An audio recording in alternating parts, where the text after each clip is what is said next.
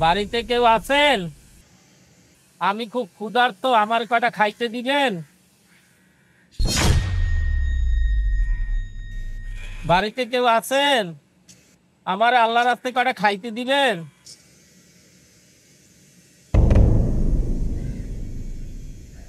কি বলেন?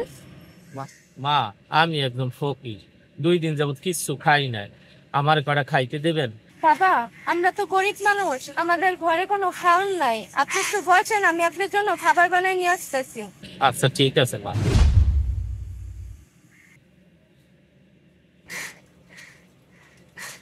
বাবা, আপনি একটু এখানে বসেন, আমি আপনার খাওয়ানোর ব্যবস্থা করতেছি।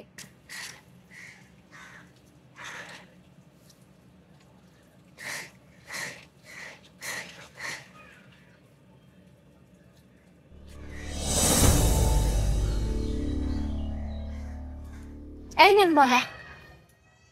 বাবা, আমার ঘরে তো কোনো খাওয়ান ছিল না, তাই তাড়াহুড়া করে আপনার লেগে একটু হালুয়া রান্না নিয়ে এসেছি।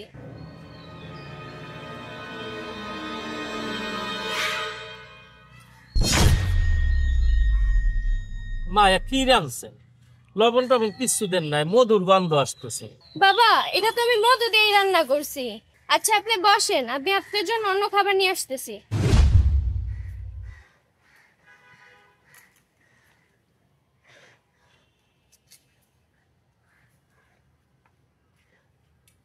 বাবা, এটা খাইয়া দেখেন, এটা মজা লাগবো।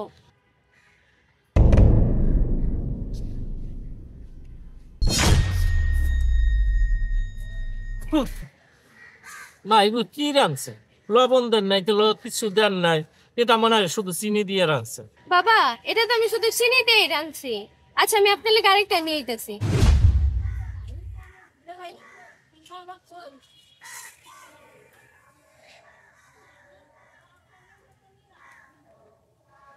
বাবা, এই খাবারটা খেয়ে দেখেন কেমন হয়েছে।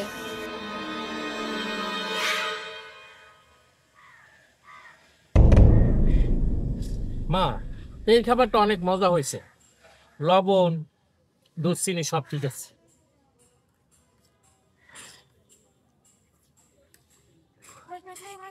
মা, এই খাবারটা অনেক মজা হয়েছে। বাবা, আপনার দেখা তো ফকির মনে হয় না, আপনার কোনো ছেলে মেয়ে নাই? মা, আমার 3 ছেলে মেয়ে, 1 ছেলে 2 মেয়ে। আপনার 3 ছেলে মেয়ে থাকার পরও আজকে আপনার এই অবস্থা কেন? আজকে আমার এই অবস্থা কেন? তাহলে শোনো মা, আমার অনেক সয় সম্পত্তি ছিল। বাবা, এত ইমার্জেন্সি, কি বলবেন বলেন। দেখো, আমি জমিদার আবি আব্দুল্লাহ খানের একমাত্র ছেলে মনির খান, তোমরা তার নাতি নাতনি। আমার বাবা অনেক সয় সম্পত্তি রেখে গেছে, তোমরা আমার 3 ছেলে মেয়ে। আমি চাচ্ছি আমি বেঁচে থাকতেই আমার সমস্ত সয় সম্পত্তি তোমাদের মাঝে ভাগ করে দিয়ে দেওয়ার জন্য। বাবা, আপনার সম্পত্তি ভাগ করে দিবেন, তাতে সমস্যা কি?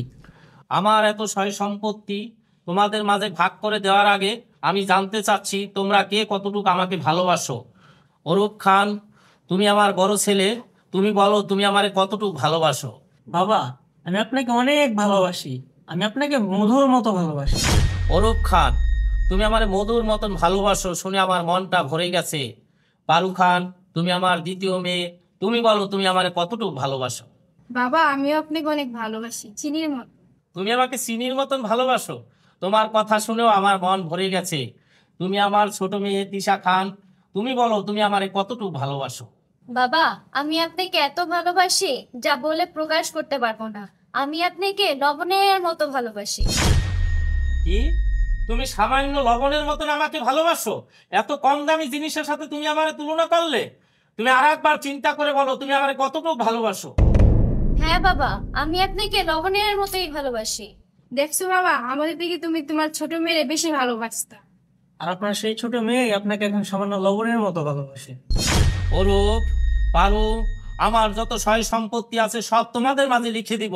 ওরে আমি ত্যায্য করলাম, আজকে এই মুহূর্তে ওরে বাড়ি থেকে বের করে দাও। বাবা, তুমি আমাকে ভুল করছো। ও যাবে না।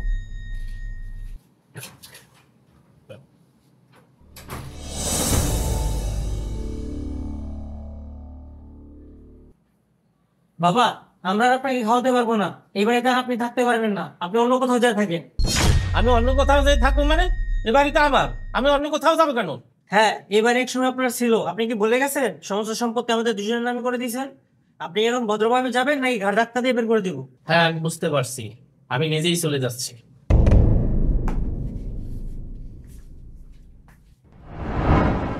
মা, তুমি তো সবই শুনলা। তোমার এই খাবার খাইয়ে আমার অনেক কিছু মনে পড়ছে।